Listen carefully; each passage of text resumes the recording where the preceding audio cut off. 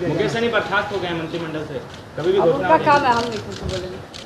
VIP के अध्यक्ष और बिहार सरकार में मंत्री मुकेश सहनी की मंत्री पद अब चली गई है। मुख्यमंत्री के सिफारिश के बाद राज्यपाल ने ये फैसला लिया है।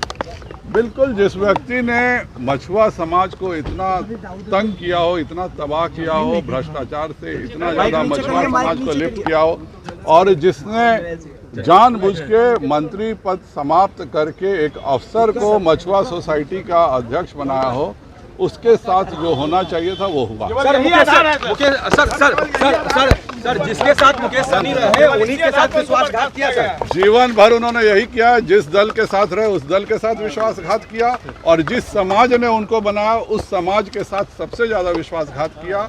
उनके चरित्र में है, वो पहले भी बोले थे कि हम मर्ज कर जाएंगे, और जब देखा उन्होंने कि बहुमत से थोड़े ही से हम ज़्यादा हैं, तो वह दूसरे भाषा में और दूसरे तरह उनका रूप हो गया। उसके पहले वो बोलते थे कि हम अपना विलय कर लेंगे, फिर कहे कि नहीं, अब तो हम इतने ही कम है, तो हम जैसा चाहेंगे वही होगा बिहार में। सर, अहम हो गया था सर, बिना मेहनत की राजनीति करने का सर, वहम हो गया था।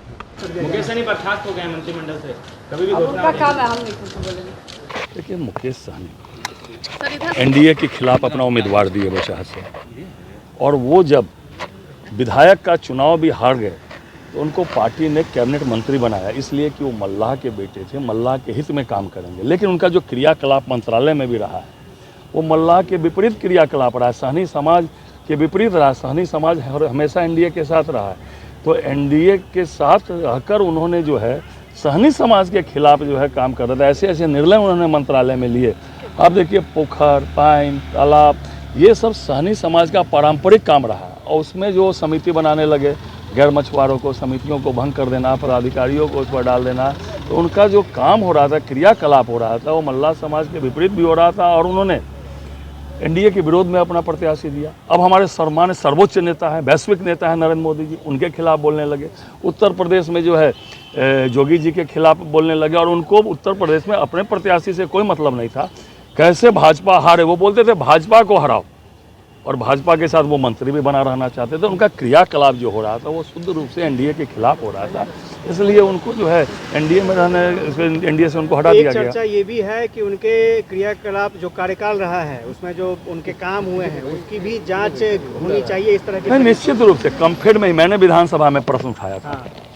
कम्फेड में इतने लोगों की कमी है, कम्फेड ने बहाली कर ली, रिजल्ट निकाल दिया, और इन्होंने जो है उस पर रोक लगा दिया, और उसके बाद 5 महीना के बाद उन्होंने रोक हटा लिया। तो मैंने बोला कि आपने रोक लगाया और रोक हटाया, इस 5 महीने में कुछ तो हुआ होगा, कुछ नहीं निकला। अभी तक कम्फेड में रोके हुए लोगों को और भी कई क्रियाकलाप, अभी जो है जो पोखर तालाब में समिति बनी हुई है पकड़ने, उसने उन्होंने भंग कर दिया, और जो उनका क्रियाकलाप था वो किसी हालत में भी अति पिछड़े समाज के हित में नहीं था, मल्लाह समाज के हित में नहीं था। क्या चाहते हैं आप लोग?